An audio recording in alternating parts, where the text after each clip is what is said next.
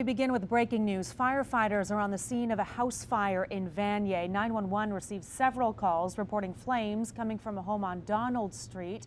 No injuries have been reported, but Donald is currently closed between the Vanier Parkway and Quill Street while firefighters battle the blaze. Well, a heat wave is blanketing the capital and it will be hot and humid all week long. Ottawa Public Health has just issued a heat warning for the city of Ottawa until further notice. The forecast calls for a temperature of 32 today, but it'll feel more like 39 with the humidex.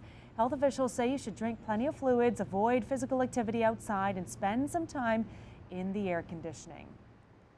The new 18-acre urban park at Lansdowne Park will begin to take shape today. Mayor Jim Watson will help break ground this afternoon on the urban park near the Rideau Canal.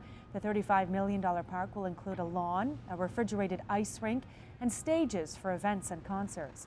Ottawa-based D&G Landscaping has been awarded the contract to construct the new park.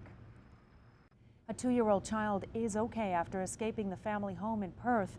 A neighbor noticed the child wearing only a diaper on the street early yesterday morning. OPP say it appears the child climbed out of a ground floor window that was open to help cool off the house. The child was reunited with his mother a few hours after he was found, and police don't expect to lay any charges.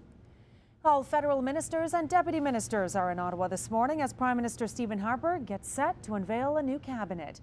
Harper will introduce changes to the cabinet at 11 a.m. at Rideau Hall. As many as 6 new faces will be part of the cabinet shuffle, including Michelle Rempel and Kelly Leach. It's believed Finance Minister Jim Flaherty and Foreign Affairs Minister John Baird will remain with their current portfolios. Nepean Carleton MP Pierre Poilievre is also expected to be promoted to a junior minister position.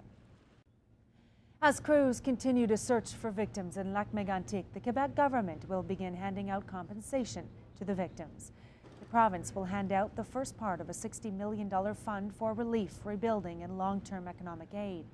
35 bodies have been recovered, but some 15 others are still missing and presumed dead. Yesterday, 2 buildings were demolished to assist crews in the search for victims of the trail derailment that happened on July 6th. The inquiry into last summer's Elliott Lake Mall collapse enters its final stage today. Mall owners Bob Nazarian and his son will take the stand over the next 2 weeks at the public inquiry in Northern Ontario. The inquiry has heard how the leaky mall deteriorated during Nazarian's ownership. 2 women were killed when the rooftop garage of the mall caved in last summer. A Florida Neighborhood Watch volunteer was acquitted of second-degree murder this weekend in the death of Trayvon Martin, but his legal troubles may be far from over.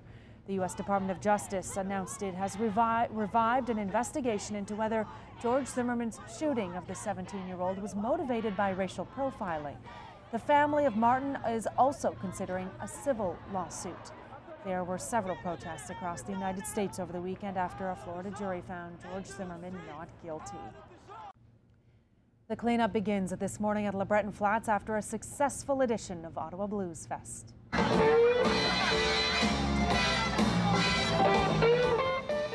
And the legendary B.B. King helped to wrap up the 10-day festival last night. Organizers are calling this year's Blues Fest a success with an average attendance of 25,000 people a day.